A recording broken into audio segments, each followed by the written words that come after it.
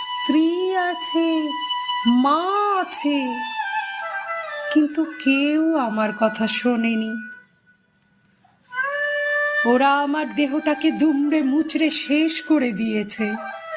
কত কষ্ট, কত আর্তনাদ, কত লাঞ্ছনা।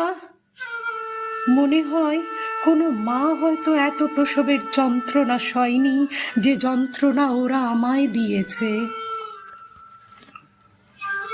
বাবা, ওরা যেন কেউ ছাড়া না পায়, ওদের যেন ঐতিহাসিক শাস্তি হয়। দেখো বাবা।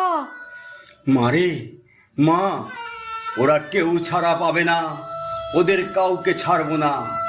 আমার, তোর মায়ের, সবার একটাই দাবি, উই ওয়ান্ট জাস্টিস।